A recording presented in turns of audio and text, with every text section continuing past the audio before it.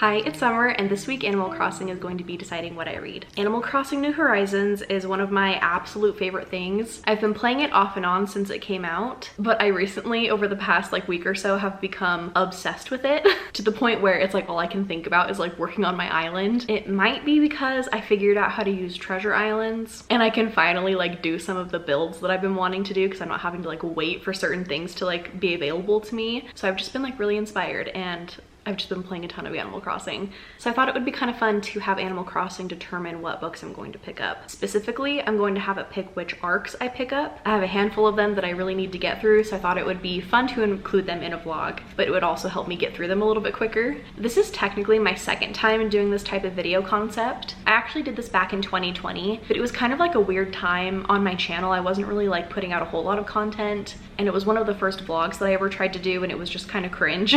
So I'm pretty sure that it's private now, but I've been wanting to redo the concept ever since I made that first video and didn't end up really liking it. But during that video, I read my all-time favorite book for the first time, which is The Starless Sea by Erin Morgenstern. So I feel like I have really good luck around this type of video concept. So hopefully I find some new favorite books this week. I have 5 arcs that I need to get to. I'm not going to read all of them in this video, but I'm going to have all of them available to choose from. The first one is How to Fake Date a Vampire by Lindsay Hall. It came out on August 31st. So it's already out, but I still have the arc, so I might as well read it. This is the second book in a series, but I'm pretty sure you don't have to have read the first book to read this one and enjoy it. And I'm pretty sure it's just a fantasy rom-com about a person trying to fake date a vampire. It sounds cute and perfect for getting into the fall spooky season. After that, I have Emily Wilde's Map of the Otherlands by Heather Fawcett. This one comes out on January 16th of next year. This is also the second book in a series, and this is one of my most anticipated books for next year, so I'm so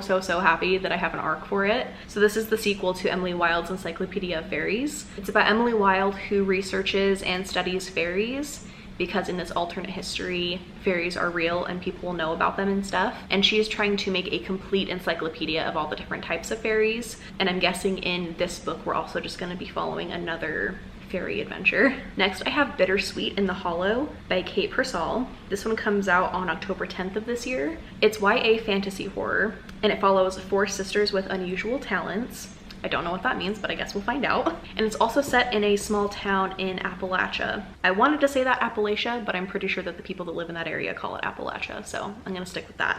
I am really hoping that this book has cryptids in it. The Appalachian Mountains and stuff are kind of known for having creepy creatures in them, at least from the locals and stuff. And so I'm really hoping that that's where some of the horror comes in. After that, I have Enchanted to Meet You by Meg Cabot. And this actually just barely came out yesterday, so it's already out, but I still have the arc for it. I know nothing about this. It looks like a romance. The only reason that I requested it was because it's a Taylor Swift reference. And then the last one is The Death I Gave Him by MX Leo. And this one comes out on September 12th. This one is a queer sci-fi locked room thriller, and it's also a Hamlet retelling. So that sounds amazing. So those are all of the potential books that I could pick up during this video.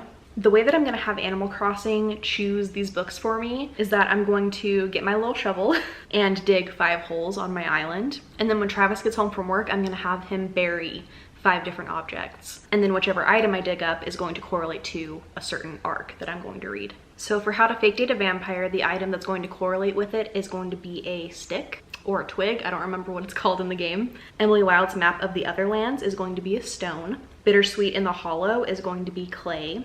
Enchanted to Meet You is going to be a shell, and The Death I Gave Him is going to be iron. Depending on how quickly I can read each of these books, I think that I might try to read 2 arcs in this video. Also, since this is an Animal Crossing video, I have to show you my island.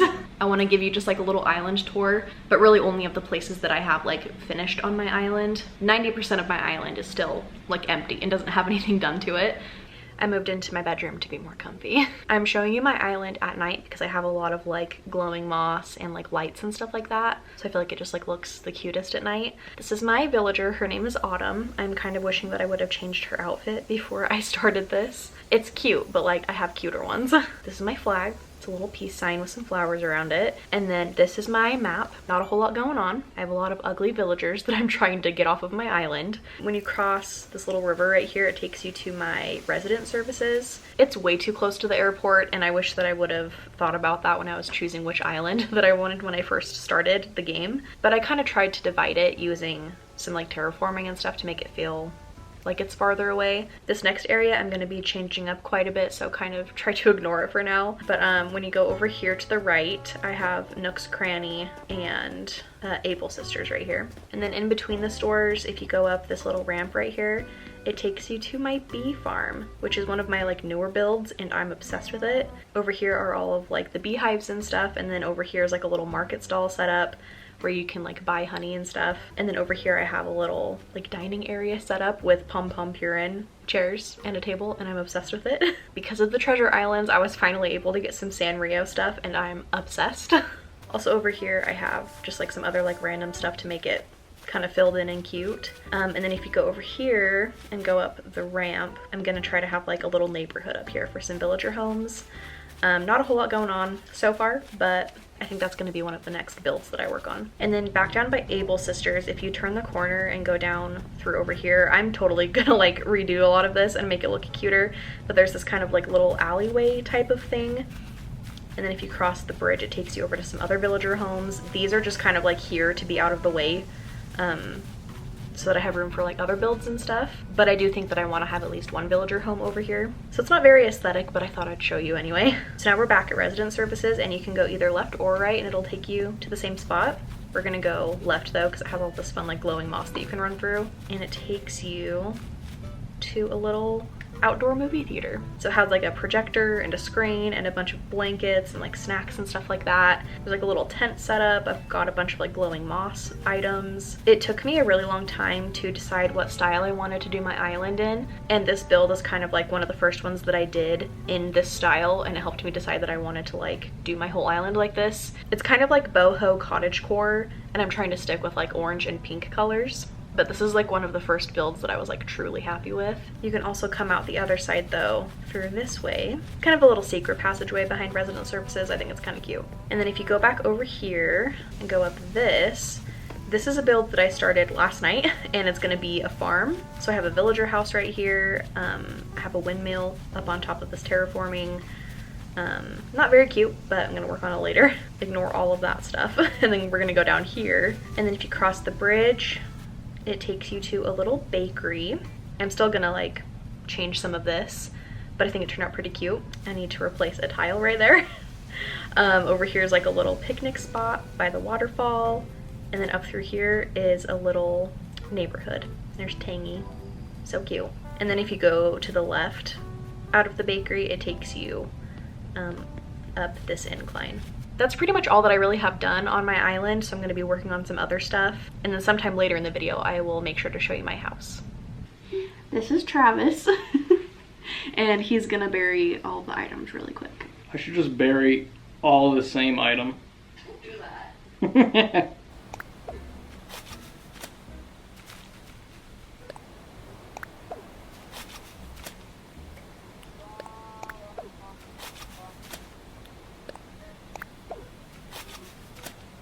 Okay, I'm done.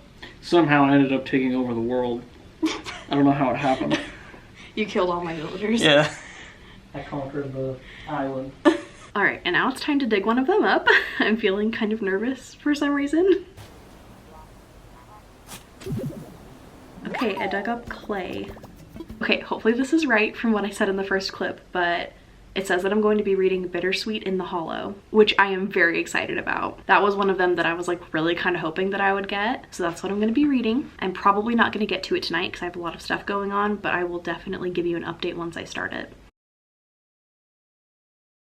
Okay, it's the next day and I have a little update for you on Bittersweet in the Hollow. I'm at 9% of the way through now. I'm really intrigued so far. I'm liking it. The writing style is a little bit overly descriptive, and that's saying a lot since I usually like that kind of writing. It's a little bit much for me, but it's not so much that it's like ruining it for me or anything. So far we're following the main character Lyndon, who I think is like 17 maybe, and she has 3 sisters. All of these women have magical abilities. They're basically all witches, but I don't think they've come out and like said like up front that they're witches. They just kind of say that they abide by the old ways. Her family owns a diner that they all work in, and one of her sisters, the oldest one, is home for the summer from college. through one of the interactions that we've seen Lyndon have with this boy that came into the diner. We know that they used to be really tight until something happened last year, I think. So far, all we know about this event from last year is that she went missing in the mountains overnight. And she still has like really bad nightmares and stuff because of it. And I guess that she doesn't remember most of it. There actually have been a couple of mentions of cryptids so far. They've talked about a moth-winged man, so Mothman. There's like this festival that's happening in the town really soon, and it's kind of based around moths. Like there's like the moth princess that's crowned, and there's like all these traditions revolving around moths and stuff like that. So I feel like a lot of weird stuff is about to happen at this moth festival. And I'm wondering if the only cryptid that we're gonna get anything from is Mothman, or if there's gonna be other cryptids mentioned, but I like that it's already going in that direction. So those are pretty much all of my first impression thoughts and feelings, but I'll definitely come back at 50% and give you an update. I am embarrassed at how long it has taken me to get around to filming like a halfway update, and that's because this book has just been kind of like dragging for me a little bit. It's not that it's a bad book by any means. I'm intrigued by what's going on, but at the same time, it doesn't really feel like anything is happening. I'm at 65% of the way through right now, and already it just feels like this book could have been cut in half. I've also been kind of paying more attention to like the descriptive writing, and I think what bothers me about it is not that it's descriptive, it's that it describes things like we're stupid. It's describing really mundane things that like everybody knows what they are, but it feels like the author was trying to explain it in a way that's like profound or something. The writing just kind of feels like it's trying a little bit too hard. That's not how the entire book is, it's just like little bits here and there, but when they happen, they really bother me for some reason. At this point in the story, the Moth Festival has happened. There's a little bit of like a mystery that the main character is wrapped up in. We're also still slowly finding out what happened to her a year ago when she got lost in the woods and was there overnight. She's also having some of her memories returned to her, so there's more puzzle pieces clicking into place. The mystery of what's happening right now, she thinks it's kind of tied to what happened to her last year. There's also a little bit of like a romance that's gonna happen. Also, a positive thing about the writing is that even though it has those like random, like dumb descriptive things that I don't like, it does have some really beautiful quotes in it, and I do like the writing for the most part. I actually highlighted a couple of things that I liked. One of the passages is, "And as much as I want to forget, I know that sometimes secrets are seeds, just waiting for the right conditions to sprout. The deeper you bury them, the stronger they grow." So like that was pretty. This one I thought was funny. It says, "Her face, which always looks a bit like uncooked biscuit dough, twists in distaste." Also, I don't really know if I talked about this before, but Lyndon, she has a power that she can taste people's emotions, and then her sisters all have other abilities as well. Like one of them can tell when someone is lying. So it's a cool family, and I'm really liking following like the family dynamic and stuff. That's pretty much it for my update though. So I'll just check in with you once I finish the book.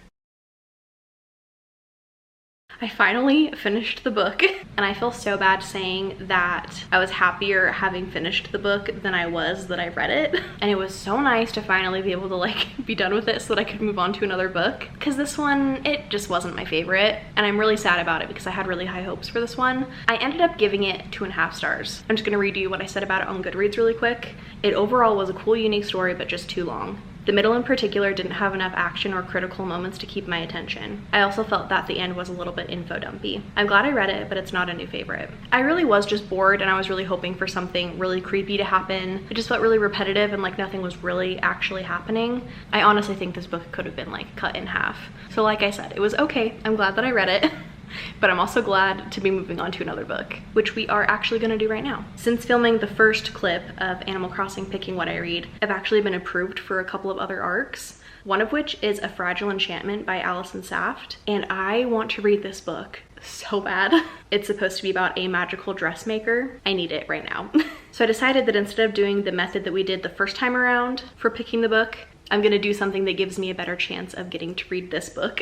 Every day on Animal Crossing, you can go along your beaches, and there's supposed to be a little message in a jar, and inside of the jar will be a DIY recipe. At this point, I've gotten a lot of the DIY recipes, and it's about a 50-50 shot whether or not it'll be a new one that I can learn or one that I've already learned. So I'm gonna go check my beaches and find my message in a bottle. And if it has a DIY recipe that I've already learned in it, I'm going to read A Fragile Enchantment. And then on the flip side, if it's one that I haven't learned yet, I'm going to read The Death I Gave Him by MX Leo. So wish me luck, send me all of the vibes. All right, so I'm just gonna start looking at all of my beaches. Okay, I found it. I am nervous.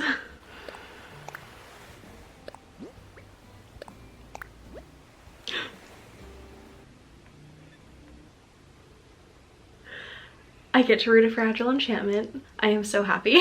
I need to get that set up on my Kindle, and I'm gonna start reading that tonight during my friend Jessie's reading sprints. I also really quick though wanted to show you some of the progress that I've made on my island since the last time I showed you. All right, so you've already seen this. This is the entrance. But if you go to the left, if you remember last time, I told you I was gonna be working on a farm build right there. And it was pretty much empty. There was like nothing there. And now this is what it looks like.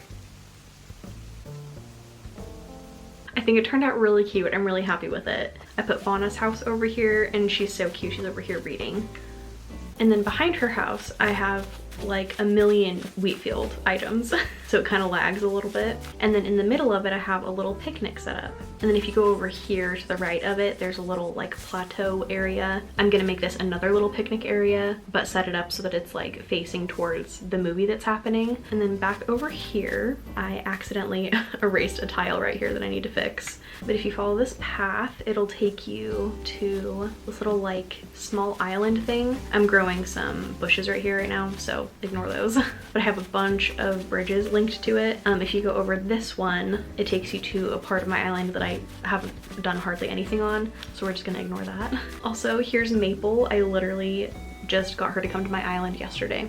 All right, so back over here, I'm actually gonna take you back down across this bridge and go over here because there's a little kind of like secret area.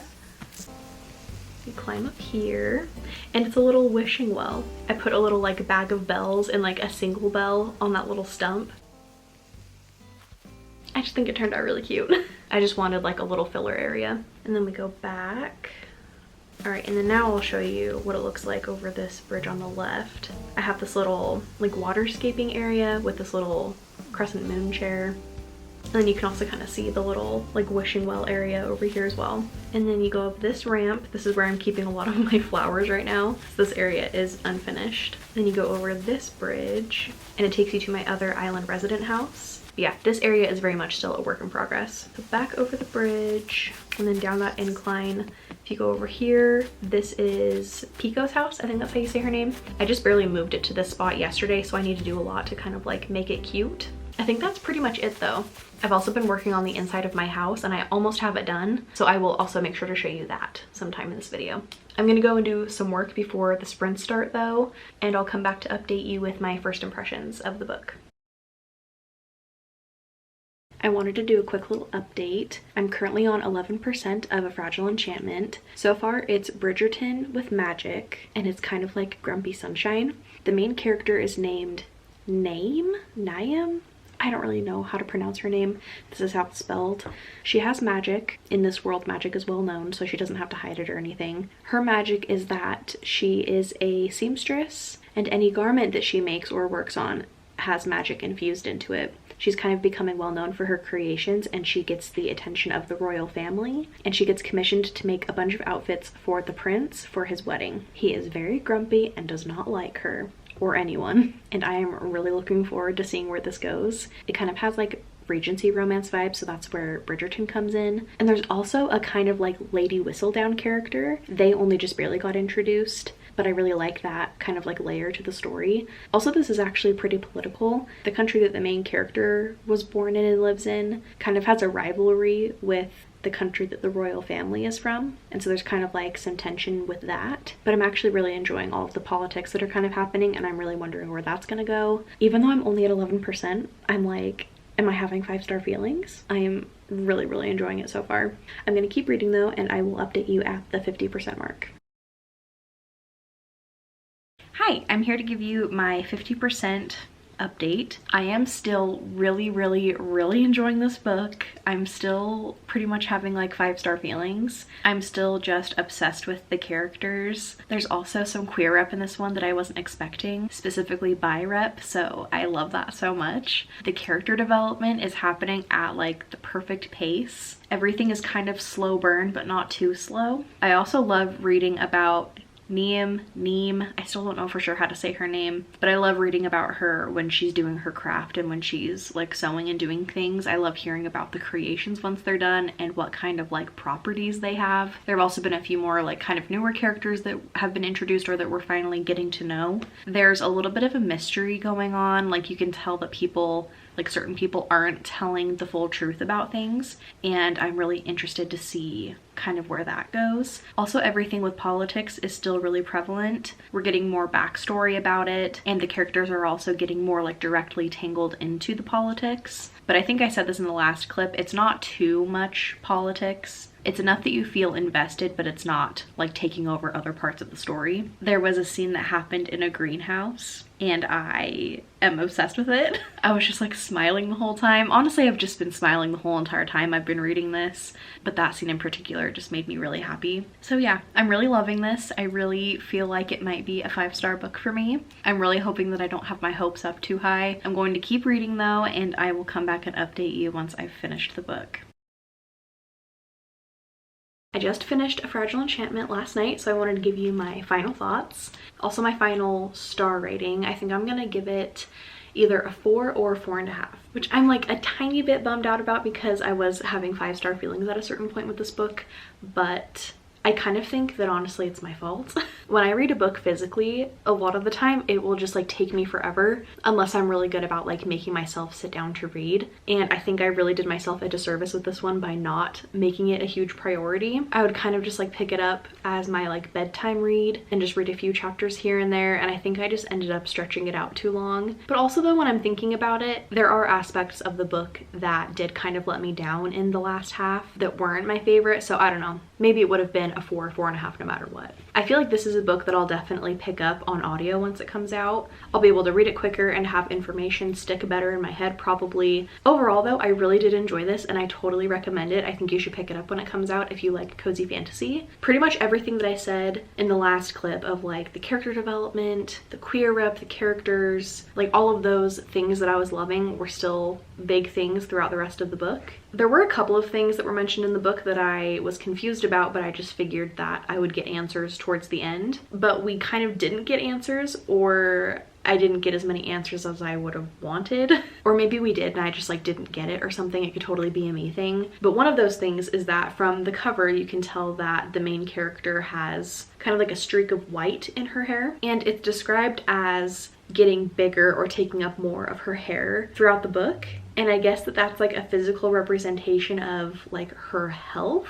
I guess that she has like this like magical disease or something, and she talks quite a bit about it, like how much it's stressing her out and how she feels afraid because she doesn't know how much time she has left. But I feel like we didn't really get as much backstory to that as I would have wanted for how big of a part of her life it was. Like I still feel really confused about how it works. Like, does it get worse the more that she uses her magic? Is it just gonna get worse no matter what? Is there a chance that if she stops using her magic, she'll live longer? Like, I just feel like we didn't get like any info on that, and I would have liked to. Again, maybe we did get kind of a better explanation and it just like didn't stick in my brain, or I didn't fully comprehend it or something. Another thing that confused me was her mentioning the fair ones. If I'm remembering right, she mainly talks about it in the beginning of the book, and I think the fair ones are like fae. But that's basically all the information we get about their place in this world. I don't understand if they're kind of like gods, if they're actually real, or if they're folklore. But multiple times throughout the book, she would just kind of bring them up in passing. And so the whole entire time I was like, are they gonna eventually have a bigger role to play in the story? Are we gonna get more answers? But we didn't.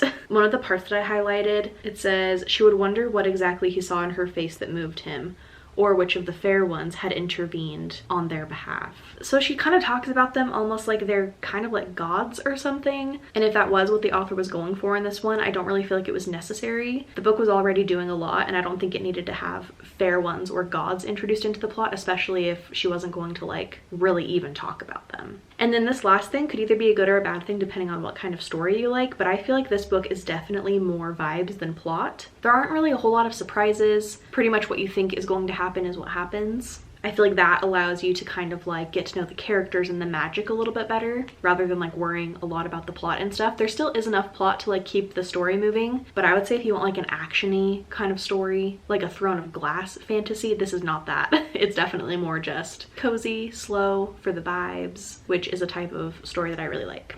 And then the last thing that I kind of wanted to talk about was how I really enjoyed the writing style. This was my first book from Alison Saft, and it definitely won't be the last because I love how she writes characters. I love how whimsical the world is that she built, and I just like her writing in general. I think it's beautiful. So I wanted to share a few quotes that I saved that I thought were nice. This first one is honestly just kind of silly, but someone is saying, "Stay, please." And in my head, all I could hear was, "Say don't go." And what kind of video would it be for me if I didn't mention Taylor Swift? And then this next one is, "Stop criticizing yourself and undercutting your own achievements. Stop cutting off pieces of yourself when you're already more than good enough." That one's not like particularly eloquent or anything like that, but I just thought it was just kind of a nice message to hear, you know? This quote is beautiful though. It says, "It looked like 1,000 quiet moments, each of them as small as a candle flame, but together they were luminous." So yeah, final thoughts are, it wasn't a perfect book, but I still really enjoyed it. It's either a 4 or a 4.5. I don't really know for sure what my official rating is. I would 100% recommend it if you like Regency romance, if you like cozy fantasy. Also, this book does have a little bit of spice in it, which I liked. I usually prefer my books to have some spice in it, but it's not anything crazy. So if you don't like spice, don't let that stop you from going into this book, because it's really not very much. I think the only thing left in this video to do is to show you what else I've done on my Animal Crossing island and show you inside of my resident houses. My island is still very far from being done, but I've done quite a bit more stuff on it than the last time I showed you. We're gonna start up here at my airport, and I thought I would show you what my map looks like really quick. I've made quite a few changes that actually like show up on the map. And then I mainly wanted to show you because I wanted to show you all of my villagers. I got rid of all of the ones that I didn't like. And so I finally have all cute villagers. I'm obsessed with all of them. I have to say though, I'm really biased towards Bones. He's literally been on my island since the very beginning. He's so funny and cute, and he loves food and like same. So we get along really well. And then I also really love Kiki because I have 2 black cats in real life. And so I had to have a black cat villager on my island. So yeah, that's the map. And so now I'll just show you a couple of the new spots that I've worked on my island. All right, so we'll just come up over here by resident services. And then I made this little path right here that you follow. Oh my gosh, look how cute they are. Lucky and Ketchup, I'm obsessed. Anyway, this path leads over here. I made a huge kind of like lake pond area in front of Nook's Cranny. I kept Nook's Cranny here.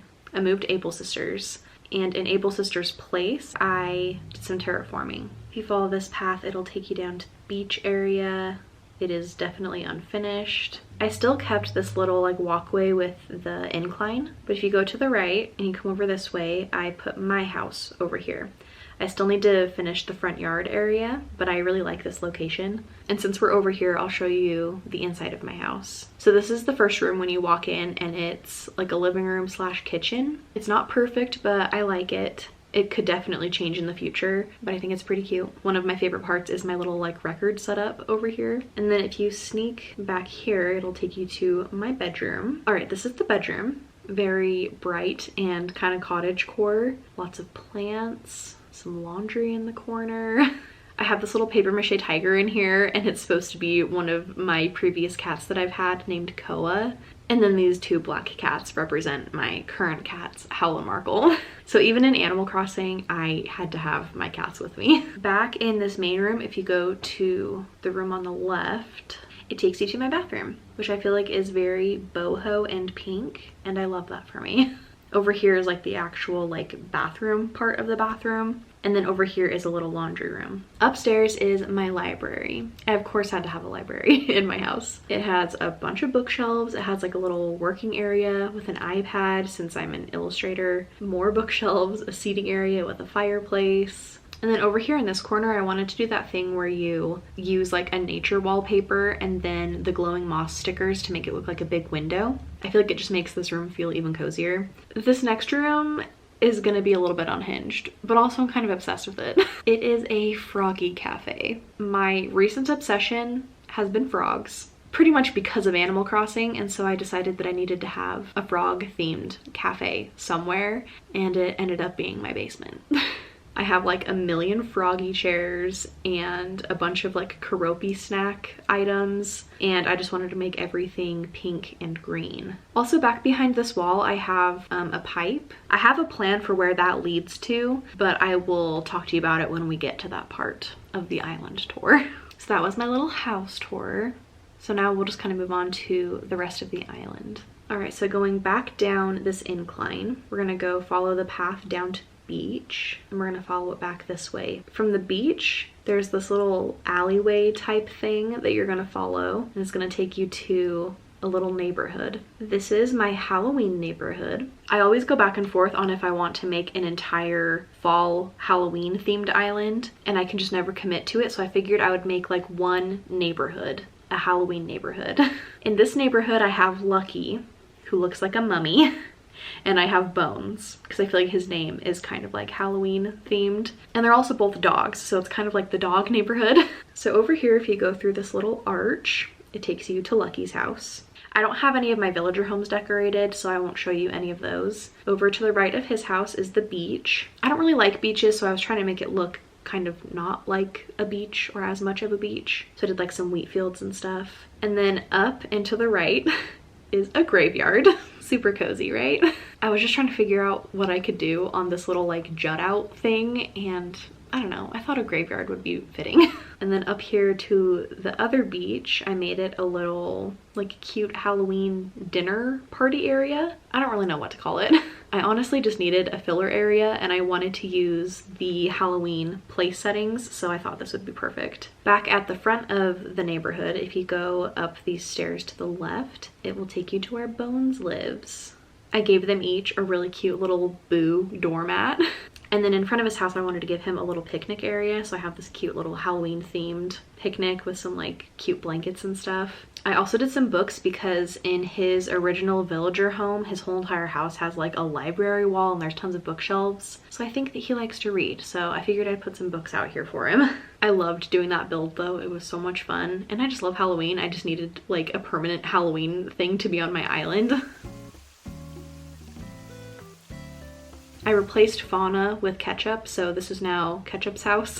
I need to fix some of the codes that are over here. But I thought it was fitting to put the tomato-themed duck in charge of the farm. All right, and then past the wheat fields down into this other neighborhood, I've done a lot over here. So if you go down towards the beach, I turned this area into my campsite. And I actually just barely finished this build last night. I made this little main area with like the campfire and like some marshmallows, a bunch of little tents and some futons that kind of look like sleeping bags. Over here I have a little hand washing station and then a little place to do laundry. And then over here there's a little like picnic table area. And then I blocked off this beach so that it's only accessible through the campsite. So it's kind of like a private beach.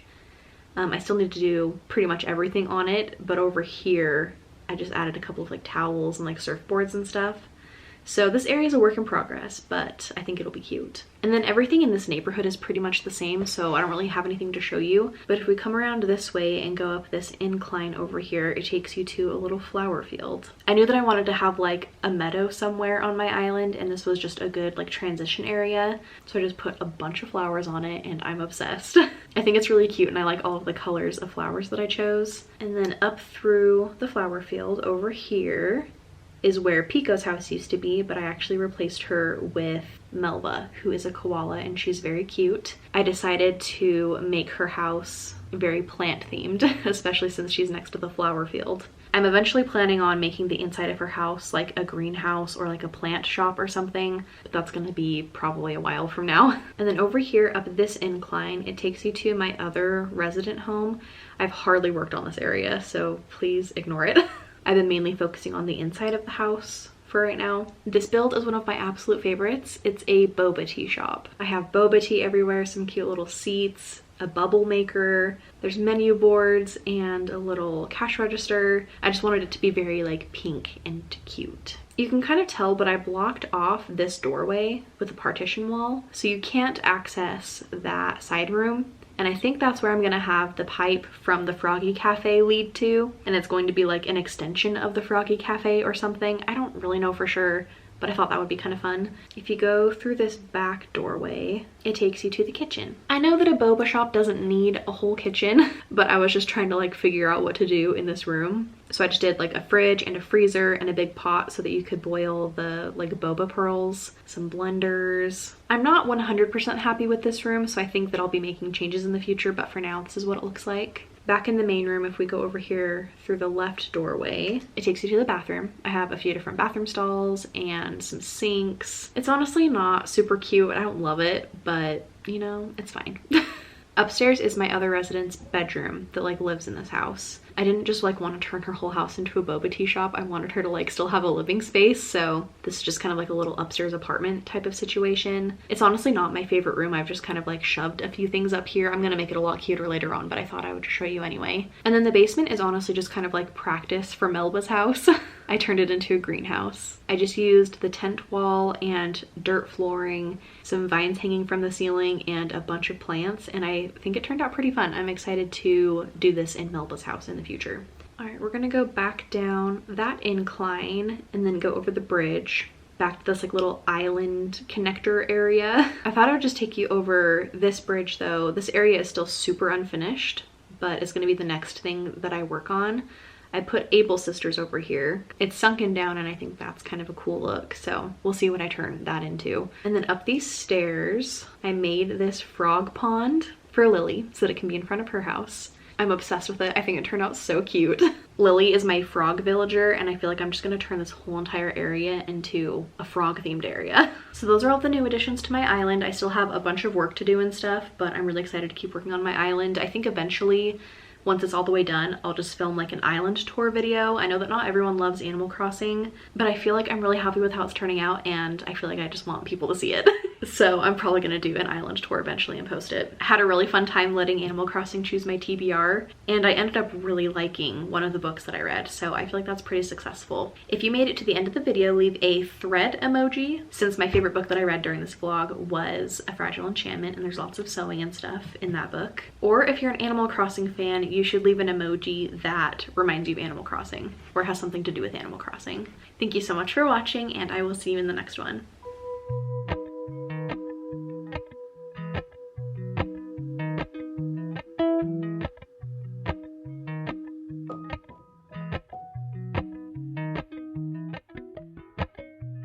Appalachian sunrise.